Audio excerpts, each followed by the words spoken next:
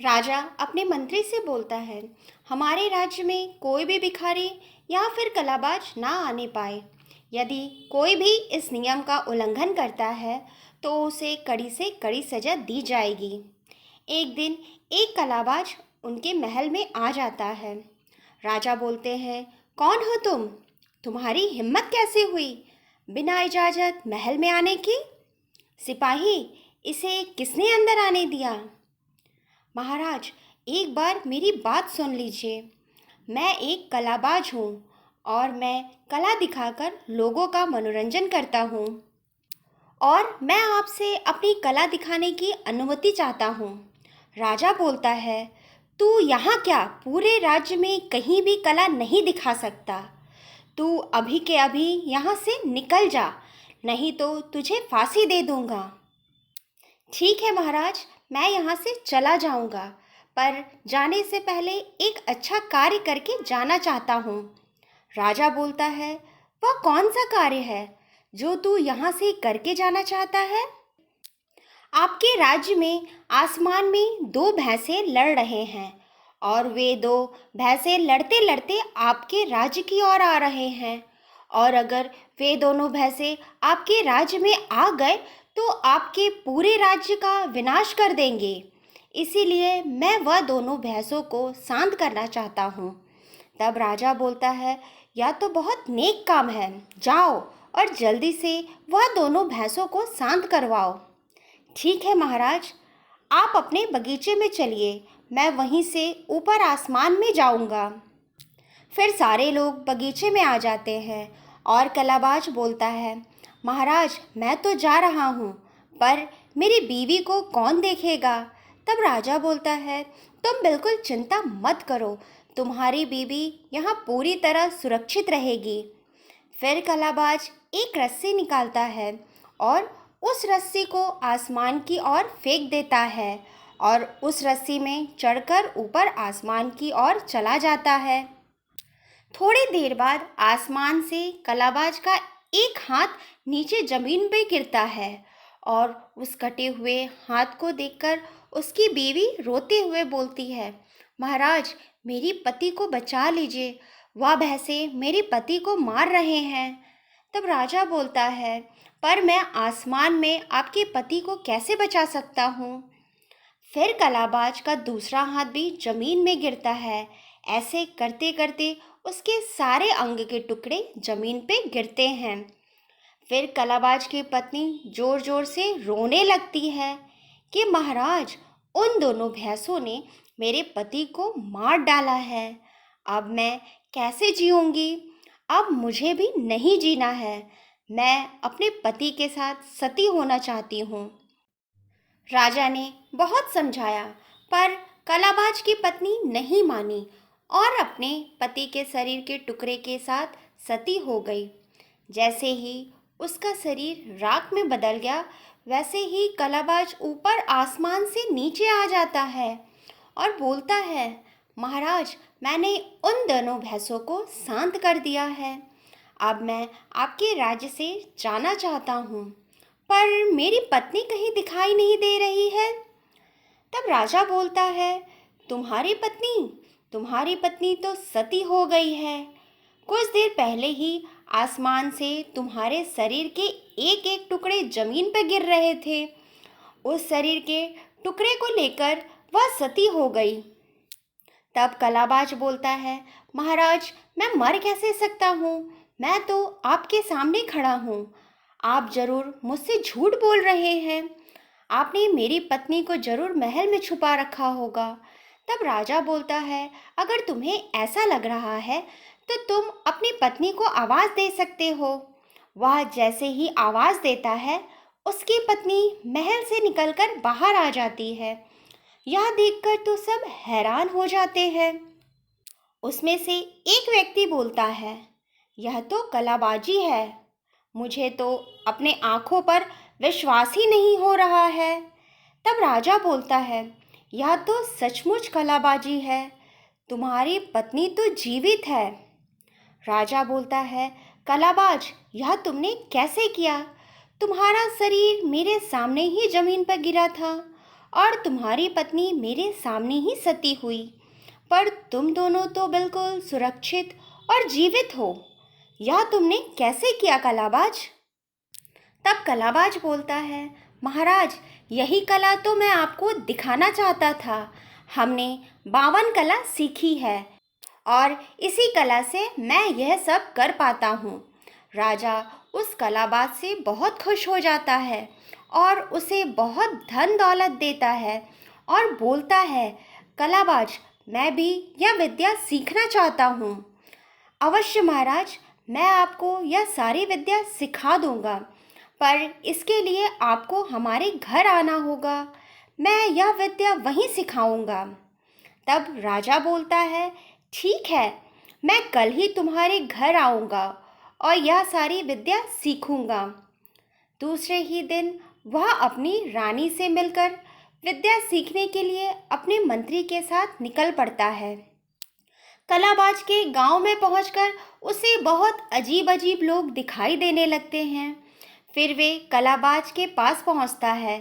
कलाबाज उनको देखकर बोलता है, महाराज, यह आप किसे अपने साथ ले आए? आपको तो अकेले आना चाहिए था। तब राजा बोलता है, यह हमारे मंत्री हैं और हमारे साथ ही रहते हैं। महाराज, जहाँ मैं आपको कला सिखाऊंगा वहाँ आपके और मेरे अलावा तीसरा कोई नहीं होना चाहिए। ठीक है, हमारे मंत्री वहीं पर बाहर प्रतीक्षा करेंगे। वे लोग फिर उस गुफा की ओर जाने लगते हैं जहाँ कलाबाज राजा को कला सिखाने वाला है। वे लोग उस गुफा में पहुँचते हैं। गुफा के पास जाकर राजा बोलता है, मंत्री, आप हमारी यहीं पर प्रतीक्षा करिए। गुफा में मैं अकेले ही जाऊंगा। राजा और कलाबाज उस गुफे में चले जाते हैं। इधर मंत्री बोलता है, राजा कितना मतलबी है, विद्या सीखने के लिए मुझे अकेले ही यहाँ छोड़ दिया। मैं भी देखता हूँ यह कलाबाज राजा को कौन कौन सी विद्या सिखाता है। कलाबाज राजा को विद्या सिखाने लगता है और मंत्री भी छुप छुप कर सारी कला सीखने लगता है।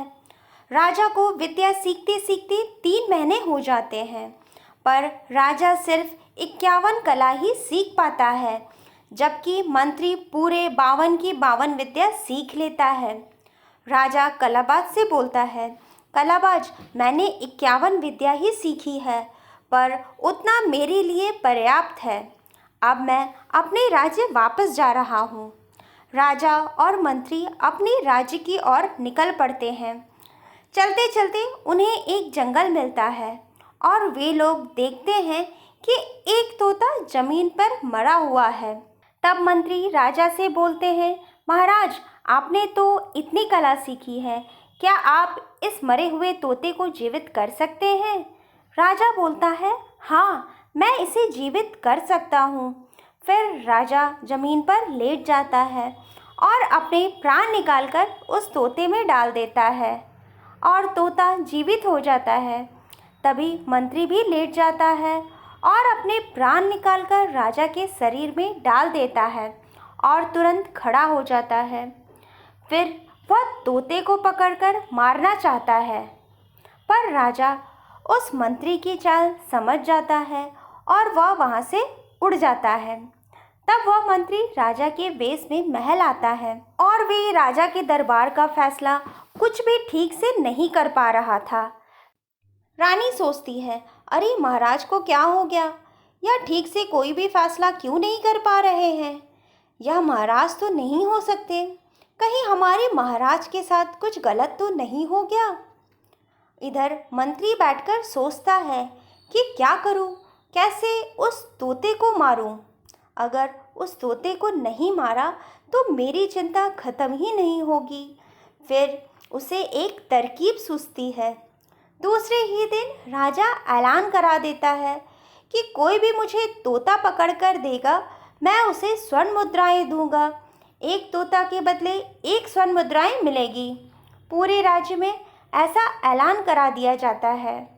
उस राज्य के जितने भी चिड़ीमार थे, सब तोते पकड़ पकड़ कर राजा को लाकर देते और राजा उन्हें मार देता। इसी प्रकार रोज चिड़ीमार तोता पकड़ कर लाता और स्वर्ण मुद्राएं ले जाता। राजा सारे तोते को मार देता ताकि वह राजा भी मर जाए। अरे यहाँ तो सारे लोग धनवान हो रहे हैं, पर मेरा पति कहाँ मर गया? वह तो ससुराल में जाकर बैठा हुआ है, पता नहीं क्या खिचड़ी पका रहा होगा। अरे यहाँ तो कितने तोते हैं और यह सारे कितने सुंदर लग रहे हैं। ऐसा बोलते हुए वह अपना घर पहुँचता है। उसकी पत्नी बोलती है, हाय मेरी फूटी किस्मत, यहाँ सारे लोग धनवान हो रहे हैं और तुम अब लौट कर आए हो। उसका पति बोलता है, क्या बोल रही हो? सारे लोग धनवान हो गए हैं, पर कैसे? कुछ बतलाओ मुझे। तब उसकी पत्नी सारी बात बताती है कि राजा ने यह ऐलान किया है कि कोई भी राजा को तोता पकड़कर लाकर देगा, वह उसे स्वर्ण मुद्राएं देगा।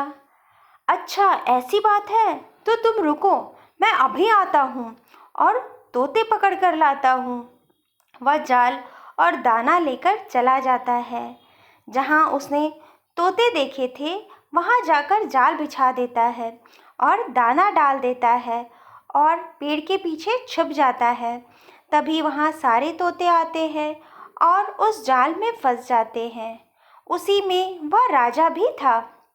जब सारे तोते जाल में फंस जाते हैं तो वे एक दूसरे से बोलते हैं, मुझे मरना नहीं है। राजा बोलता है, हम इस जाल से बच सकते हैं, हम सब 50 हैं। अगर हम सब सोने का नाटक करें तब वह चिड़ीमार समझेगा कि हम सब मर गए हैं और हमें जाल से निकाल देगा। तब हम सब वहाँ से उड़ जाएंगे। जब चिड़ीमार आता है, देखता है सारे तोते मरे हुए हैं, तब वह निराश हो जाता है और सोचता है कि मरे हुए तोते तो राजा लेगा भी नहीं। अब यह तोते मेरे किसी काम के नहीं। फिर वह सारे तोते को एक एक कर बाहर निकाल कर फेंकने लगता है।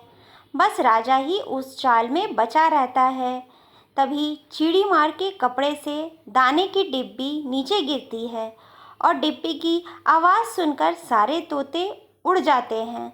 सारे के सारे तोते उड़ जाते हैं, बस राजा ही उस जाल में फंसा रह जाता है। चिड़ीमार समझ जाता है और बोलता है, यह सब तुम्हारा ही किया धरा है, तुमने सारे तोते को उड़ा दिया। अब मैं तुझे नहीं छोड़ूंगा और तुम्हें राजा को भी नहीं बेचूंगा। मैं तुम्हें पकड़कर तुम्हारा मांस खाऊंगा। फिर वह तोते को लेकर घर चला जाता है और अपनी पत्नी को सारी बात बताता है। तुम जल्दी से इसे बनाने की तैयारी करो, मैं इसे काटता हूँ। फिर तोता बोलता है, भैया मुझे छोड़ दो, मुझे मत काटो, मैं तुम्हें बहुत धन दे सकता हूँ, तुम मुझे रानी के पास बेच दो, मैं तुम्हें रानी से बहुत धन दिला सकता हूँ। तब चिड़ीमार बोलता है, क्या सच में तुम मुझे बहुत धन दिला सकते हो? अगर ऐसा है तो ठीक है। फिर वह अपनी पत्नी से बोलता है, रामकली तुम उस तोते को अपने साड़ी में छुपाकर रानी को दे दो। फिर उसकी पत्नी तोते को रानी के पास ले जाती है और वह तोता अपनी सारी कहानी सुनाता है और बोलता है, यह जितना भी धन मांग रही है इसे दे दो। फिर रानी उसे खजाना की एक पोटली देकर विदा कर देती है। फिर रानी तोते से बोलती है, महाराज अब आप अपने वास्तविक रूप में कब आएंगे? अरे रानी तुम चिंता मत करो, इसका उपाय भी है मेरे पास, बस तुम मेरी बात ध्यान से सुनो। फिर तोता रानी के कान में वह योजना बताता है। फिर रानी मंत्री के पास जाती है और बोलती है, महाराज आपने इतनी विद्या सीखी है और इस मासूम पक्षी को मार रहे हैं। आप इस तोते को तो मार सकते हैं, पर क्या आप इसे जीवित भी कर सकते हैं? हाँ हाँ महारानी, मैं जीवित कर सकता हूँ, इसमें कौन सी बड़ी बात है। आप इसमें से एक तोता ले आओ, मैं उसे जीवित कर दूँगा। फिर रानी एक तोता मंत्री को देती है। फिर मंत्री जैसे ही अपने प्राण निकालकर उस तोते में डालता है, तभी वह तोता अपना शरीर छोड़कर राजा के शरीर में चला जाता है।